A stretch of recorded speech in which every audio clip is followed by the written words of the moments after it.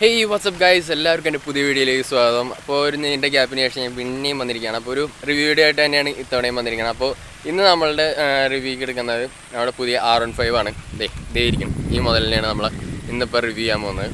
അപ്പോൾ ഇന്ന് നമ്മൾ സാധാരണ എല്ലാ റിവ്യൂ വീഡിയോസുള്ള പോലെ ഒരു സ്ഥിരം ക്ലീഷ് തന്നെയായിട്ട് നമുക്ക് തുടങ്ങാം. അതായത് ഇതിൻ്റെ ഡിസൈൻ ഭാഗങ്ങളിൽ നിന്നൊക്കെ തുടങ്ങി എൻ്റെ എൻജിൻ കാര്യങ്ങളിലും പിന്നെ ഇതിൻ്റെ സീറ്റിംഗ് കാര്യങ്ങളിലും അതേപോലെ തന്നെ റൈഡ് എക്സ്പീരിയൻസും കാര്യങ്ങളൊക്കെയാണ് ഞാൻ ഇതിനകത്ത് പറയുന്നത്. അപ്പോൾ ആദ്യം തന്നെ ഒരു കാര്യത്തിൽ സോറി പറയാം. അതായത് വണ്ടി ഓടിച്ച് എനിക്ക് പറയാൻ പറ്റില്ല, കാരണം നമുക്ക് കുറച്ച് ടെക്നിക്കൽ ഇഷ്യൂ ഉള്ളതുകൊണ്ട് തന്നെ, അതായത് ക്യാമറയുടെ കുറച്ച് പ്രശ്നമൊക്കെ ഉള്ളതുകൊണ്ട് തന്നെ എനിക്ക് ഓടിച്ചുകൊണ്ടുള്ളത് പറയാൻ പറ്റില്ല എന്നുള്ളതേ ഉള്ളൂ. സോ ഞാൻ റൈഡ് ഒരു എക്സ്പീരിയൻസും കാര്യങ്ങളൊക്കെ അതിനകത്ത് ഷെയർ ചെയ്യാം. അപ്പോൾ ഈ വീഡിയോയിലേക്ക് കിടക്കുമ്പോൾ തന്നെ നിങ്ങൾക്ക് വീഡിയോ ഇഷ്ടപ്പെടുകയാണെങ്കിൽ ചാനൽ സബ്സ്ക്രൈബ് ചെയ്താൽ it will be fantastic. Okay, അപ്പോൾ നേരെ വീഡിയോയിലേക്ക്.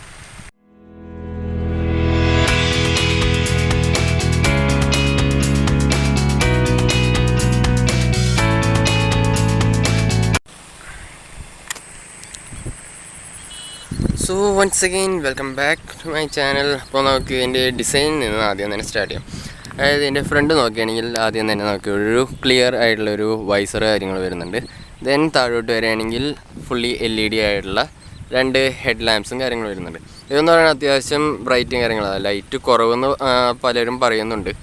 എന്നാൽ എനിക്ക് തോന്നുന്നത് ഒരു എന്താ പറയുക, നമ്മുടെ ഓപ്പൺ റോഡ്സ് നല്ല വലിയ റോഡുകളിലൊക്കെ വരുമ്പോൾ, ഹൈവേ പോലത്തെ റോഡുകളിൽ വരുമ്പോഴാണ് ചെറിയൊരു പവർ കുറവ് പോലെ തോന്നിക്കുക. അതർവൈസ് അത്യാവശ്യം ഒരു ഡീസൻറ്റ് ലൈറ്റും കാര്യങ്ങളുള്ളൊരു ഹെഡ് ലാമ്പ് തന്നെയാണ് ഇതിന് വന്നിരിക്കുന്നത്. ആൻഡ് ഇവിടെ നിന്ന് നമുക്ക് നോക്കുകയാണെങ്കിൽ ഇതിൻ്റെ എൻജിൻ്റെ കൂളിംഗ് സിസ്റ്റവും കാര്യങ്ങളൊക്കെ കാണാം. എന്നിട്ട് ഇവിടെ പയ്യെ നമുക്ക് സൈഡിലേക്ക് വരുമ്പോൾ ടയറിൻ്റെ നോക്കുമ്പോൾ നോർമൽ, ഇതിന് അപ്സൈഡ് ഡൗൺ ഫോർക്ക് എന്നല്ല, നോർമൽ ടെലസ്കോപ്പിക് സസ്പെൻഷനാണ് ഇതിന് വരുന്നത്.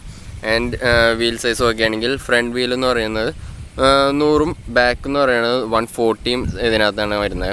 ആൻഡ് നമ്മൾ ബ്രേക്ക് എടുത്ത് നോക്കുമ്പോൾ ഇതിന് വരുന്നത് 282 mm ഡിസ്ക് ബ്രേക്കാണ് ഫ്രണ്ടിൽ വരുന്നത്. ഇതെന്ന് പറയുന്നത് നമ്മുടെ ABS ഇതോട് കൂടിയിട്ടുള്ളതാണ്. അതായത് ബാക്കും ഫ്രണ്ടും ABS ആണ്, ഡ്യുവൽ ABS ഉള്ളതാണ്. ഇത് സ്വിച്ചബിൾ എന്ന് ഞാൻ പറയില്ല, കാരണം ഇങ്ങനെയുള്ള ഒരു വണ്ടിയിൽ സ്വിച്ചബിൾ ABSൻ്റെ ആവശ്യം ശരിക്കും പറഞ്ഞാൽ ഇല്ല. ഇപ്പോൾ ഒരു ഓഫ് റോഡ് അങ്ങനെയുള്ളൊരു വണ്ടിക്കൊക്കെ ശരിക്കും സ്വിച്ചബിളിൻ്റെ ആവശ്യം വരുന്നത്. സോ സ്വിച്ചബിൾ എന്നല്ല, നോർമൽ ഡ്യുവൽ ABS ആണ്. ബട്ട് അത് നല്ലൊരു കാര്യമാണ്. അതായത് ഇത്തരം വണ്ടികൾക്കൊക്കെ സേഫ്റ്റി കാര്യങ്ങളിൽ യാതൊരു വിട്ടുവീഴ്ചയും നമ്മൾ കമ്പനിയായിട്ട് കൊടുക്കാൻ പാടില്ലെന്ന് തന്നെ ഞാൻ പറയുള്ളൂ. യൂസറിന് ചിലപ്പോൾ ഒരു സൈഡ് സ്വിച്ചബിൾ ആക്കിയാൽ കൊള്ളാമെന്നാണ് തോന്നുമെങ്കിലും ഇത്തരം വണ്ടികളിൽ ശരിക്കും പറഞ്ഞാൽ സേഫ്റ്റിയിൽ യാതൊരു വിട്ടുവീഴ്ചയും കൊടുക്കരുതെന്നൊക്കെ ഞാൻ പറയുള്ളൂ. അപ്പോൾ നമ്മളിവിടെ നിന്ന് ഇനി സൈഡിലേക്ക് പോകുമ്പോൾ ഇവിടെ ഒരു ഇതെന്ന് പറയുന്നത് ഡാർക്ക് നൈറ്റ് എഡിഷൻ ആണ് ഈ ഒരു മോഡൽ എന്ന് പറയുന്നത്. സോ ഇതിനകത്തൊരു ക്രോം ടൈപ്പ് സ്റ്റിക്കർ വർക്കും കാര്യങ്ങളും വരുന്നുണ്ട്. പേഴ്സണലി ഞാൻ ക്രോമിനോട് അത്ര വലിയ എന്താ പറയുക, ഒരു ഇഷ്ടം പ്രകടിപ്പിക്കുന്ന ഒരാളല്ല. എന്നാൽ പോലും കുഴപ്പമില്ല, എന്താ പറയുക, ഒരു ഡീസൻറ്റ് ലുക്സ് ഉണ്ട്. ഭയങ്കര മോശമാണെന്നൊന്നും ഞാൻ പറയില്ല. അത്യാവശ്യം നമുക്കൊരു ഡീസൻറ്റ് ലുക്സ് വരുന്ന രീതിയിൽ തന്നെയാണ് ഈ ഒരു ക്രോം കൊടുത്തത്. നമുക്ക് വേണമെങ്കിൽ ഇത് പറിച്ച് കളയാം. അതല്ലെങ്കിൽ ഇതിനും ഇതൊരു ഡീക്രോം ചെയ്യുന്ന രീതിയിൽ എന്തെങ്കിലും ഒരു സ്റ്റിക്കർ അടിക്കുകയാണെങ്കിൽ ഇതിലൂടെയും ബെറ്റർ ആവുമെന്ന് തോന്നുന്നു. എൻ്റെ പേഴ്സണൽ ഒരു സജഷനാണ്. ഇനി ഇവിടെ നിന്ന് ഇങ്ങോട്ട് വരുമ്പോൾ നമുക്ക് എയർ ഹീറ്റിൻ്റെ ഔട്ടിലേക്ക് കൊടുക്കാനുള്ളൊരു ഭാഗം വരുന്നുണ്ട്. ആൻഡ് എൻജിൻ ഭാഗത്തേക്ക് വരുമ്പോൾ ഇതെന്ന് പറയുന്നത് 155 cc ലിക്വിഡ് കൂൾഡ് എൻജിനാണ്. ഇതൊന്ന് ഏകദേശം 18.6 bhp പവറും 14.1 Nm ടോർക്കുമാണ് ഈ ഒരു എൻജിൻ പ്രൊവൈഡ് ചെയ്യണത്. ഇതെന്താ പറയുക, അത്യാവശ്യം ഒരു ഹൈ റേഞ്ചിലേക്ക് കൊണ്ടുപോകാൻ പറ്റിയൊരു കിട്ടിക്കൻ ഒരു എൻജിനാണ് ഞാൻ പറയുള്ളത്. അതായത് 150 സെഗ്മെൻറ്റും ഒക്കെ ആണെങ്കിൽ വൺ ഓഫ് ദ ബെസ്റ്റ് എൻജിനാണ് ഈ സാധനം. അതായത് ഇവന് കോമ്പറ്റീറ്റർ എന്ന് പറയാനൊന്നും ആരുമില്ല. അതായത് ഈ സെഗ്മെൻറ്റിൽ അറ്റ് പ്രസൻറ്റ് ആരുമില്ല. കുറച്ച് കഴിയുമ്പോൾ അപ്രിലയുടെ ഒരു മോഡൽ വരുന്നുണ്ട്. അതായിരിക്കും എനിക്ക് തോന്നുന്നു ഇതിന് പറ്റിയൊരു കോമ്പറ്റീറ്റർ എന്ന് പറയാനുള്ളത്. അതർവൈസ് ഇതിനെ 150 സെഗ്മെൻറ്റിലൊന്നും ഒരു കമ്പയർ ചെയ്യാൻ പറ്റിയൊരു വണ്ടിയല്ല. ഇതിനൊക്കെ 200 cc സെഗ്മെൻറ്റായിട്ടേ കമ്പയർ ചെയ്യുന്നൊരു അർത്ഥമുള്ളൂ. അപ്പോൾ എൻജിൻ കാര്യങ്ങളിൽ ഞാൻ അധികം ഡീറ്റെയിൽ ആയിട്ട് അങ്ങോട്ട് വരാം. ഇനി ഇങ്ങോട്ട് വരുമ്പോൾ നമ്മുടെ എക്സോസ്റ്റ് കാര്യങ്ങളിൽ വരുന്നു. അതൊന്നും വലിയ അപ്ഡേഷൻ കാര്യങ്ങളൊന്നുമില്ല, അത് പഴയതുപോലെയൊക്കെ തന്നെയാണ് കൊടുത്തിരിക്കുന്നത്. ഡാർക്ക് എഡിഷനൊക്കെ ആയതുകൊണ്ടായിരിക്കും ഒരു ഒരു കാർബൺ ഫൈബറിൻ്റെ ഒരു ഇത് കൊടുക്കാൻ പാകത്തിനുള്ളൊരു ടെക്സ്ചറും കാര്യങ്ങളൊക്കെ ഇവിടെ കൊടുത്തിട്ടുണ്ട്. പിന്നെ ഇവിടെ മെറ്റലിൻ്റെ നമ്മുടെ ഫുഡ് പാക്കും കാര്യങ്ങളും. ആൻഡ് ബാക്കിലേക്ക് വരുമ്പോൾ നേരത്തെ പറഞ്ഞ ഇതിൻ്റെ ഡിസ്ക് ബ്രേക്ക് എന്ന് പറയുന്നത് 120 mm ഡിസ്ക് ബ്രേക്കാണ് വരുന്നത്. നേരത്തെ പറഞ്ഞ പോലെ തന്നെ ABS കാര്യങ്ങളെല്ലാം കൂടി വരുന്നതാണ്. ആൻഡ് ടയർ സെഗ്മെൻറ്റ് ഞാൻ നേരത്തെ പറഞ്ഞു 140 ആണ് ഇതിൻ്റെ ടയർ സൈസും കാര്യങ്ങളൊക്കെ വരുന്നത്. അത്യാവശ്യം നല്ലൊരു ടയറാണ് കേട്ടോ. നമുക്ക് കോർണർ ചെയ്യാനാണെങ്കിലും വളരെ നല്ലൊരു ടയറാണ്. നമുക്ക് നല്ലൊരു എന്താ പറയുക കോൺഫിഡൻസ് തരും. ഒരിക്കലും ഒരു പേടിയോടെ ഒരാളും ഈ വണ്ടി ഓടിക്കുന്ന ഒരാൾ, അതായത് ഈ വണ്ടി കൈകാര്യം ചെയ്യാൻ പറ്റുന്ന ഒരാൾക്ക് എങ്ങനെ പോയാലും ഒരു കോൺഫിഡൻസ് കുറവ് കോർണർ ചെയ്യുന്ന കാര്യത്തിൽ ഉണ്ടാവില്ല. ഇത് MRFൻ്റെ ടയേഴ്സാണ് ഇതിന് വരുന്നത്. ഇത് അത്യാവശ്യം സൂപ്പർ ടയർ തന്നെയാണ്. നമുക്ക് ഗ്രിപ്പിന് കാര്യത്തിൽ ഒരു കുറവില്ല. വെറ്റ് റോഡ്സ് എങ്ങനെയാണെന്ന് അറിയില്ല. നോർമൽ റോഡ്സിലൊക്കെ നല്ല അടിപൊളി ടയറാണ്. നമുക്ക് കോർണർ ചെയ്യാനൊക്കെ വളരെ നല്ലൊരു ടയറാണ്. ആൻഡ് നമുക്ക് ഇങ്ങോട്ട് പോകുമ്പോൾ ഇവിടെ നമുക്കൊരു ഗാർഡും കാര്യങ്ങളൊക്കെ വരുന്നുണ്ട്. ആൻഡ് ഇവിടെ ഒരു എക്സ്ട്രാ ഒരെണ്ണം കൊടുത്തിട്ടുണ്ട്. അതായത് ഇപ്പോൾ വണ്ടി മറിയൊക്കെ ആണെങ്കിൽ ഇങ്ങനെ ഒരെണ്ണം ആഡ് ചെയ്യുന്നത് കുറച്ച് നല്ലതായിരിക്കും. അതായത് നമ്മളിപ്പോൾ വണ്ടി പറയുമ്പോൾ ഈ ഒരു ഭാഗം എന്ന് പറയുന്നത് എന്താ പറയുക ഒരു നോർമൽ പ്ലാസ്റ്റിക്കാണ്. അതായത് ഒരു ഹാർഡ് പ്ലാസ്റ്റിക്കാണ് ഇതിന് നമ്മുടെ കിറ്റായിട്ട് കൊടുത്തിരിക്കുന്നത്. അപ്പോൾ അത് വേണമെങ്കിൽ സ്ട്രെയിറ്റ് വന്നിട്ട് ചില പൊട്ടാൻ ചാൻസ് ഉള്ളതുകൊണ്ട് തന്നെ ഇങ്ങനെ ഒന്ന് കൊടുക്കുന്നത് നല്ലതാണ്. അത് എക്സ്ട്രാ ആഡ് ചെയ്തിരിക്കുന്നത്. അതേപോലെ തന്നെ ഇവിടെ ഒരു ലിവർ ഗാർഡും കൊടുത്തിട്ടുണ്ട്. ഇതൊക്കെ നമ്മൾ എക്സ്ട്രാ അഡീഷൻ ആയിട്ട് കൊടുക്കണം. അത്യാവശ്യം സേഫ്റ്റി പർപ്പസ് ആയതുകൊണ്ട്, അതായത് കുത്തി വീഴുമ്പോൾ ലിവറിന് ഡാമേജ് കാര്യങ്ങളൊന്നും ഉണ്ടാകാണ്ടിരിക്കാനായിട്ടാണ് അത് കൊടുക്കുന്നത്. അപ്പോൾ ഇത്രയൊക്കെയാണ് ഓവറോൾ കാര്യങ്ങൾ വരുന്നത്. ഇൻഡിക്കേറ്റർ എടുക്കുകയാണെങ്കിൽ അതൊക്കെ ബൾബ് കാര്യമാണ്. അതായത് ടെയിൽ ലാമ്പും അതേപോലെ ഹെഡും മാത്രമാണ് ഇതിനകത്ത് LED ആയിട്ട് വരുന്നത്. അതർവൈസ് ഇതിൻ്റെ ഇൻഡിക്കേറ്ററൊക്കെ നോർമൽ ബൾബാണ് വരുന്നത്, ഹാലജൻ ബൾബാണ്. അത് വേണമെങ്കിൽ നമുക്ക് അപ്ഗ്രേഡ് ചെയ്യാൻ സാധിക്കും. അതായത് ഷോറൂമിൽ തന്നെ ഇവരുടെ സൈറ്റിൽ തന്നെ അത് LED ബൾബ്സ് ആക്കാനുള്ളൊരു ഓപ്ഷൻ നമുക്ക് കാണാം. ഇവരുടെ ഈ വെബ്സൈറ്റിൽ നോക്കിയാൽ അതിനകത്ത് കാണാൻ പറ്റും. സോ അത് പ്രൊവൈഡ് ചെയ്യുന്നതാണ് അറിഞ്ഞിട്ടുള്ളത്. അപ്പോൾ അതിൻ്റെ നിങ്ങൾ എടുക്കുന്ന ടൈമിൽ അത് LED ആക്കണമെന്നുണ്ടെങ്കിൽ ഷോറൂമിലുള്ളവരുടെ ഒന്ന് ചോദിച്ച് നോക്കിയാൽ അതിൻ്റെ എക്സാക്റ്റായിട്ട് അറിയാൻ കഴിയും. അപ്പോൾ ഇതാണ് ഇതിൻ്റെ ഓവറോൾ പുറത്തുനിന്നുള്ളൊരു ലുക്സ് കാര്യങ്ങളൊക്കെ. ഇനി നമുക്ക് ഇതിൻ്റെ മീറ്റർ കാര്യങ്ങളിലേക്ക് അങ്ങോട്ട് പോകാം. സോ ഇതാണ് ഇതിൻ്റെ മീറ്ററിൻ്റെ ആ ഒരു ഏരിയ എന്ന് പറയുന്നത്. ഹാൻഡിൽ ആ ഒരു ഏരിയ എന്ന് പറയുന്നത് ഇതാണ്. അത്യാവശ്യം എന്താ പറയുക, ഈ മീറ്റർ എന്ന് പറയുന്നത് ഇതിനകത്ത് പ്രത്യേകിച്ച് ആഡ് ചെയ്യാനൊന്നും ഇല്ലെന്നാണ് എൻ്റെ ഒരു ഗസ് നോക്കണേ. അതായത് നമ്മളിത് ഓൺ ചെയ്ത് നോക്കുമ്പോൾ ഇവിടെ ഹായിക്ക് വരും, ഇവിടെ എഴുതി കാണിക്കാം. നമുക്ക് പേരെന്തെങ്കിലും കൊടുക്കണം തന്നെ അതിനകത്ത് കൊടുക്കാനൊക്കെ പറ്റും. ആൻഡ് ഇതാണ് ഇതിൻ്റെ ഓവറോൾ ലുക്ക് എന്ന് പറയുന്നത്. ഇതിനകത്ത് മൊത്തത്തിൽ നോക്കിക്കഴിഞ്ഞാൽ ഇവിടെ ഒരു ഓഡോമീറ്റർ വരുന്നുണ്ട്. ആൻഡ് ഇവിടെ ഒരു ടാക്കോമീറ്റർ വരുന്നുണ്ട്. ഗിയർ പൊസിഷൻ ഇൻഡിക്കേറ്റർ ഇവിടെയാണ് വരുന്നത്. ഇവിടെ സ്പീഡോമീറ്റർ, ഇവിടെ നമ്മുടെ ഫ്യൂവലിൻ്റെ ഇത്. പിന്നെ നമുക്ക് നോക്കിക്കഴിഞ്ഞാൽ ട്രിപ്പ് 1 വരുന്നുണ്ട്, ട്രിപ്പ് 2 വരുന്നുണ്ട്, ഇത് ടൈം വരുന്നുണ്ട്. ഈ ഒരു ഓപ്ഷൻ എന്ന് പറയുന്നത് ഇത്ര കിലോമീറ്റർ എത്ര ലിറ്റർ കൺസ്യൂം ചെയ്തിട്ടുണ്ടെന്നുള്ളതാണ്. ആൻഡ് നെക്സ്റ്റ് നോക്കുമ്പോൾ ഇപ്പോൾ ഇത് 1.7 എന്നുള്ള ഒരു ഇത് കാണിച്ചത്. അതിന് ശേഷം നോക്കിയാൽ ആവറേജ് ഫ്യൂവൽ എത്രയാണ്, ഇതിപ്പോൾ 31 എന്നുള്ളത് ഇതിനകത്ത് കാണിക്കുന്നതാണ്. അതിൻ്റെ യൂസർക്ക് ഇതിലും കൂടുതൽ കിട്ടുന്നുണ്ട്. ആൻഡ് ഫസ്റ്റ് സർവീസ് മാത്രമേ കഴിഞ്ഞുള്ളൂ. അപ്പോൾ നമുക്ക് ഒരു 2-3 സർവീസൊക്കെ കഴിയുമ്പോൾ നമുക്ക് എക്സാക്റ്റ് ആയിട്ടുള്ള ആ ഒരു മൈലേജ് എങ്ങനെയാണെന്നുള്ള അറിയാൻ പറ്റും. ആൻഡ് ഇത്രയൊക്കെയാണ് ഇതിനകത്ത് ഓവറോൾ കാര്യങ്ങൾ പറയുന്നത്. പിന്നെ നമുക്ക് ഇതിനകത്ത് വാർണിംഗ് ലാംപ്സും കാര്യങ്ങളും, അതായത് ന്യൂട്രലിൻ്റെയും ടെമ്പറേച്ചർ, ഇഗ്നിഷൻ്റെ ഇപ്പുറത്ത് പോയി കഴിഞ്ഞാൽ ABSൻ്റെ ലാമ്പ്, പിന്നെ അവിടെ ഇൻഡിക്കേറ്ററിൻ്റെ, പിന്നെ ഇവിടെ നമുക്ക് ഷിഫ്റ്റ് ചെയ്യാനുള്ള അതിൻ്റെ ലൈറ്റും കാര്യങ്ങളുണ്ട്. ഇനി നമുക്ക് ഇതിൻ്റെ ഹാൻഡിൽ ബാർസിലേക്ക് വരുന്നത് ഇതിൻ്റെ ക്ലിപ്പ് ഓൺ ഹാൻഡിൽ ബാർസാണ്. ഇവിടെ വരുമ്പോൾ നമ്മൾ നോർമൽ ബൈക്സിലുള്ള പോലെ തന്നെ എഞ്ചിൻ കിൽ സ്വിച്ചും പിന്നെ വണ്ടി സ്റ്റാർട്ട് ചെയ്യാനുള്ളതും. ഇപ്പുറത്തേക്ക് വരികയാണെങ്കിൽ ഒരു ചെറിയ വ്യത്യാസം എന്ന് പറയുന്നത് ഇതിൻ്റെ പാസ് ലൈറ്റും കാര്യങ്ങളെല്ലാം ഇതിൻ്റെ ബ്രൈറ്റ് ആൻഡ് ഡിമ്മിൻ്റെ സ്വിച്ചിൽ തന്നെയാണ് ഇൻ്റഗ്രേറ്റ് ചെയ്തിരിക്കുന്നത്. അതെനിക്ക് കുറച്ച് ബുദ്ധിമുട്ടായിട്ട് തോന്നി. അതായത് നമ്മൾ നോർമലി ഇവിടെ വരുമ്പോൾ തന്നെ നമുക്ക് യൂസ് ചെയ്യാൻ ഇത്തിരിയോടെയും ഫ്രണ്ട്ലി ആയിട്ടാണ്, യൂസർ ഫ്രണ്ട്ലി ആയിട്ടാണ് ഈ ഒരു പൊസിഷനായിരുന്നെങ്കിൽ എന്നുള്ളത്. ഇതെന്ന് പറയുമ്പോൾ നമുക്ക് ഹോൾഡ് ചെയ്യുമ്പോൾ, അതായത് ഇപ്പോൾ നമ്മളിങ്ങനെയാണ് നോർമലി പിടിക്കുന്നത്, ഇവിടെ ആണെന്നുണ്ടെങ്കിൽ നമുക്ക് ആ ഒരു പാസ് ലൈറ്റ് യൂസ് ചെയ്യാൻ ഇത്തിരിയോടെയും ഫ്രണ്ട്ലിയാണ്. ബട്ട് നേരെ കുറച്ച് ഇവിടെ വരുമ്പോൾ നമുക്ക് കൈ പോക്കി എടുത്ത് ഇവിടെ ഞെക്കേണ്ട ഒരു ചെറിയൊരു ബുദ്ധിമുട്ടാണ്. അതായത് ഇത്തിരിയോടെയും യൂസ്ഡ് ആയിക്കഴിഞ്ഞാൽ ഓക്കെ ആയിക്കോളും. ബട്ട് നമ്മളിപ്പോൾ ആ ഒരു രീതിയിലേക്ക് മാറിയിട്ടില്ലാത്തവർക്കെന്ന് പറയുമ്പോൾ കുറച്ച് നാളത്തേക്ക് ഒരു ചെറിയൊരു ബുദ്ധിമുട്ടുണ്ടാവും. ആൻഡ് ഇവിടെ വരുമ്പോൾ നമുക്ക് ഇൻഡിക്കേറ്റർ, പിന്നെ ഹോൺ. എൻ്റെ വണ്ടിയുടെ സൗണ്ട് എന്ന് പറയുമ്പോൾ വലിയ ആദ്യത്തെ മോഡലിനനുസരിച്ച് ഇപ്പോൾ BS6 ആയപ്പോൾ വലിയ ഡിഫറൻസ് ഉണ്ടെന്ന് ഞാൻ പറയില്ല. എന്നാലും ആ ഒരു എന്താ പറയുക, ആ ഒരു സ്വീറ്റ്നെസ്സും ചെറിയൊരു ഗ്രണ്ട് കാര്യങ്ങൾ അതിപ്പോഴും അങ്ങനെ തന്നെ നിലനിർത്തിയിട്ടുണ്ട്. BS6ലേക്ക് മാറിയപ്പോഴത്തെ ആ ഒരു കുറവോ കൂടുതലോ ഒന്നും വന്നില്ല. അതേ രീതിയിൽ തന്നെ സ്റ്റേബിളായിട്ട് തന്നെ അതിൻ്റെ എക്സോസ്റ്റ് നോട്ടും കാര്യങ്ങളൊക്കെ നിൽക്കുന്നത്.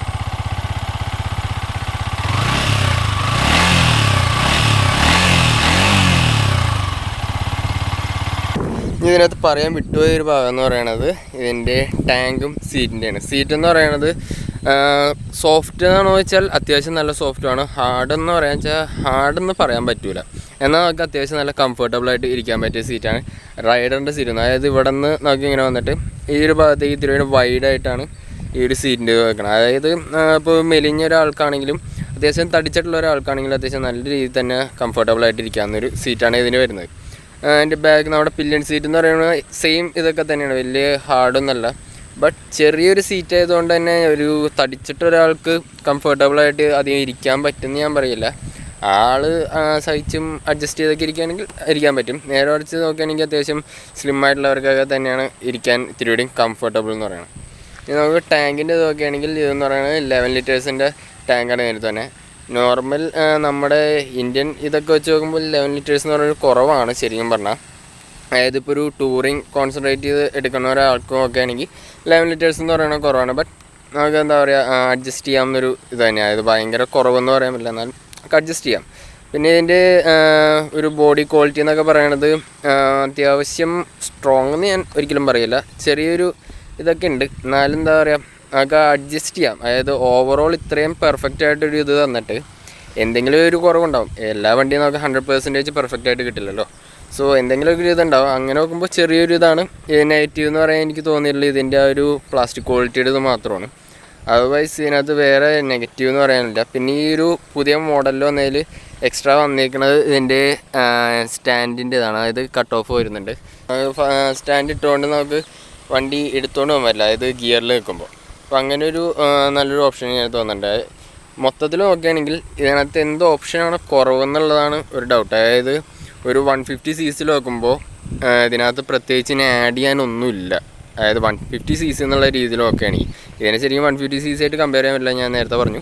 എന്നാലും ഇതിനകത്ത് ഓപ്ഷൻസ് നോക്കുകയാണെങ്കിൽ എല്ലാം കൂടിയും കുത്തി നിറച്ചിട്ടുള്ളൊരു വണ്ടി തന്നെയാണ്. ഇതിൻ്റെ റൈഡിങ് കോസ്റ്ററിനെ പറയുകയാണെങ്കിൽ അത്യാവശ്യം എന്താ പറയുക, നല്ലൊരു സ്പോർട്ടിയർ ആയിട്ടുള്ളൊരു സീറ്റിംഗ്. അതായത് ഇതാണ് ഇങ്ങനെ നമ്മൾ നോർമൽ ബൈക്സിലേക്ക് ഈ ഒരു സ്റ്റാൻസാണ്. അതായത് ഇപ്പോൾ എൻ്റെ ബൈക്ക് എന്ന് പറയുന്നത് 220. അപ്പോൾ 220 ആയിരിക്കും ഈ ഒരു സ്റ്റാൻസാണ് വരുന്നത്. ഇതിനകത്ത് നമ്മൾ ഇത്തിരി അങ്ങോട്ട് മുന്നോട്ട് പോകണം.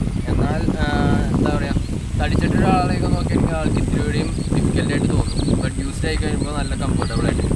ആകെ ഒരു ഇതെന്ന് പറയുന്നത് ഇതിൻ്റെ ഈ ഒരു ക്വാളിറ്റിയുടെ വരുമ്പോൾ നമ്മൾ അധികം ഫ്രണ്ടിലേക്ക് തള്ളാതെ നോക്കുകയാണെങ്കിൽ ഇതിലൂടെ നല്ലതായിരിക്കും എന്നാണ് എനിക്ക് പേഴ്സണലി ഫീൽ ചെയ്തിട്ടുള്ളത്. ഇതുവരെ എനിക്കൊരു വലിയ ബുദ്ധിമുട്ടും കാര്യങ്ങളും തോന്നില്ല. കാരണം നമ്മളിപ്പോൾ അത്യാവശ്യം തടിയൊന്നും ഇല്ലാത്തവരെയും നോക്കുമ്പോൾ ടാങ്കിലേക്ക് അധികം നമ്മൾ വെയിറ്റ് അപ്ലൈ ചെയ്യേണ്ട ഇത് വരുന്നില്ല. കാരണം നമുക്ക് നല്ല കംഫർട്ടബിളായിട്ടൊക്കെ ഇരിക്കാൻ പറ്റുന്നത്. അതേപോലെ തന്നെ ഹൈറ്റ് നോക്കുകയാണെങ്കിലും എനിക്ക് നല്ല പ്ലാനറ്റ് ഫുട്ടാണ്. എനിക്ക് 5.7 ആണ് എൻ്റെ ഹൈറ്റ് എന്ന് പറയുന്നത്. എൻ്റെ ഒരു ഹൈറ്റ് വെച്ച് നോക്കുകയാണെങ്കിൽ നല്ല പ്ലാനറ്റ് ഫുട്ടാണ് എനിക്ക് വരുന്നത്. വലിയ ബുദ്ധിമുട്ട് കാര്യങ്ങൾ ഇപ്പോൾ ഹൈറ്റ് ഇത്തിരി കുറഞ്ഞ ഒരാളാണ്, അതായത് ഇപ്പോൾ 5.5 ഒക്കെ വരുന്ന ഒരാൾക്കാണെങ്കിലും യാതൊരു ബുദ്ധിമുട്ടുണ്ടാവില്ല. കൂടി ചെറുതായിട്ടൊന്ന് നമുക്ക് തള്ളാനുള്ളൊരു പാർട്ട് വരുമ്പോൾ മാത്രമേ ചെറിയൊരു ബുദ്ധിമുട്ടെന്ന് പറയാനുള്ളൂ. അതുവൈസ് ഇതിനകത്ത് വെയിറ്റ് കാര്യങ്ങളൊക്കെ നല്ല കംഫർട്ടബിളാണ്. ആൻഡ് ഇതിൻ്റെ ഗ്രൗണ്ട് ക്ലിയറൻസ് നോക്കുകയാണെങ്കിൽ 170 mm ആണ് ഇതിൻ്റെ ഗ്രൗണ്ട് ക്ലിയറൻസ് ഒക്കെ.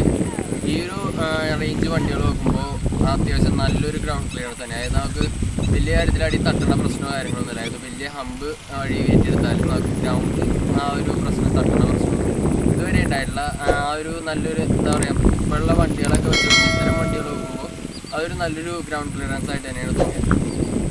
എഞ്ചിൻ്റെ ഒരു ബാക്കി ഭാഗം ഞാൻ ലാസ്റ്റ് പറയാൻ തുടങ്ങി. അതായത് നമ്മളിപ്പോൾ ഓടിക്കുന്ന ടൈമിൽ വൈബ്രേഷൻ എങ്ങനെയാണുള്ളത്. വൈബ്രേഷൻ നമ്മൾ അത്യാവശ്യം നല്ലൊരു പീക്കിലേക്ക് റബ് ചെയ്യുമ്പോൾ മാത്രം ചെറുതായിട്ട് നമുക്ക് ഹാൻഡിൽ കിട്ടും. നേരെ മറിച്ച് ഇപ്പോൾ ഒരു ഷൂസൊക്കെ ഇട്ടേക്കുന്ന ആളാണെന്നുണ്ടെങ്കിൽ കാലിലധികം കിട്ടുന്നതായിട്ട് എനിക്ക് ഫീൽ ചെയ്തിട്ടുണ്ട്. ഹാൻഡിൽ നമുക്ക് ചെറുതായിട്ട് കിട്ടും നല്ല രീതിയിൽ റബ് ചെയ്യാൻ.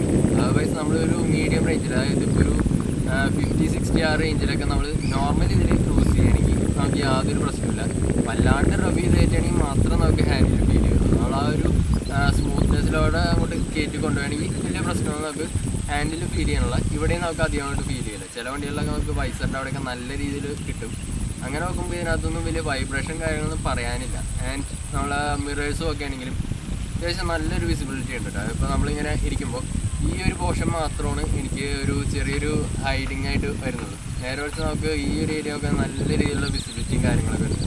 ഇനിയിപ്പോൾ എങ്ങനെയുള്ളവർ ഇതിനകത്ത് ഫോക്കസ് ചെയ്യണമെന്ന് പറഞ്ഞാൽ, ഒരു സ്പോർട്സ് ബൈക്കിൽ ഫോക്കസ് ചെയ്യുന്ന ഒരാളാണ്, അത്തരം വണ്ടികളാണ് ആൾക്ക് ഇഷ്ടമുണ്ടെന്നുള്ളതെങ്കിൽ ആൾക്ക് പറ്റിയൊരു മോഡൽ, അതായത് ബിഗിനേഴ്സിന് പറ്റിയൊരു സ്പോർട്സ് ബൈക്ക് എന്ന് വേണം ഇതിനെ പറയാൻ. എന്നാൽ ഒരിക്കലും 150 സെഗ്മെൻ്റായിട്ട് കമ്പയർ ചെയ്യാനും പാടില്ല. കാരണം ഇതിൻ്റെ പവർ ഫിഗേഴ്സ് ആയാലും എഞ്ചിൻ്റെ ഒരു സ്വഭാവമാണെങ്കിൽ തന്നെ ഒരിക്കലും ഒരു 150 ആയിട്ട് യാതൊരു ബന്ധവുമില്ല. കംപ്ലീറ്റ് ആയിട്ട് ഒരു 200 cc ബൈക്സായിട്ട് കമ്പയർ ചെയ്യാനേ പറ്റുള്ളൂ. അത്തരത്തിലുള്ളൊരു പെർഫോമൻസും രീതികളെ എല്ലാം കൂടിയുള്ളൊരു വണ്ടിയാണ് ഈ ഒരു R15 V3 എന്ന് പറയുന്നത്. അതേപോലെ ഇപ്പോൾ നമ്മുടെ റൈഡിങ് പോസ്റ്ററൊക്കെ ആണെങ്കിലും എന്താ പറയുക, യൂസ്ഡ് ആയിട്ടുള്ളവർക്കാണെങ്കിൽ വലിയ പ്രശ്നം ഉണ്ടാവില്ല. നേരെ കുറച്ച് ഇത്തരം വണ്ടികളിൽ അധികം യൂസ് ചെയ്തിട്ടുള്ള, അതായത് ഇപ്പോൾ ഒരു നോർമൽ നേരെയൊക്കെ ഇരിക്കുന്ന ഒരു ആളാണ്, അങ്ങനെയുള്ളൊരു വണ്ടി ഓടിച്ചിട്ടുള്ള ഒരാൾ ഇതിനകത്തേക്ക് നേരിട്ട് വരുമ്പോൾ എങ്ങനെ ആയാലും ആൾക്ക് ഷോൾഡർ പെയിനും ബാക്ക് പെയിനൊക്കെ ചെറുതായിട്ടുണ്ടാവും.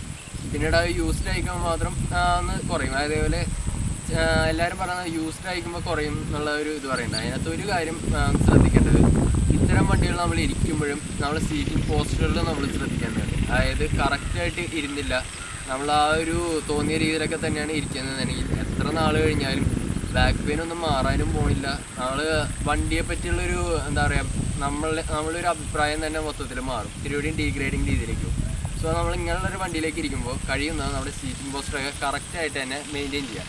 എന്നാൽ മാത്രമേ നമ്മളിപ്പോൾ ഒരു എക്സ്പീരിയൻസ് ഇല്ലാത്തൊരു ആളാണെങ്കിൽ തന്നെ അതെല്ലാം കറക്റ്റ് ചെയ്ത് വരുമ്പോഴേ നമുക്ക് ആദ്യം പെട്ടെന്ന് തന്നെ ആ ഒരു റൈഡിനോട് നമുക്ക് ഇത്തിരി ഇഷ്ടത്തോടെ നമുക്ക് ഈ വണ്ടി അധികം ഓടിക്കാനേ ഉള്ളൂ. അങ്ങനെയൊക്കെ നോക്കുകയാണെങ്കിൽ ഇത് നല്ല രീതിയിൽ തന്നെ ടൂർ ചെയ്യാവുന്നൊരു വണ്ടിയാണ്. കാരണം ഇതിൻ്റെ മൈലേജ് എന്ന് പറയുന്നത് ഒരു വൺ ഓഫ് ദ ബെസ്റ്റാണ്. അതായത് ഇത്തരം പവർ ഫിഗേഴ്സ് ഉള്ള വണ്ടികളിൽ നമുക്ക് മൈലേജ് വളരെ കുറവാണ്. സോ ഈ ഒരു വണ്ടിയിൽ നോക്കുകയാണെങ്കിൽ നമുക്ക് VVA ടെക്നോളജിയൊക്കെ ആഡ് ചെയ്തിട്ടുള്ളതുകൊണ്ട് തന്നെ ഏകദേശം 45 to 55 ആ റേഞ്ച് മൈലേജ് നല്ല രീതിയിൽ കിട്ടുന്ന ഒരു വണ്ടിയാണ്.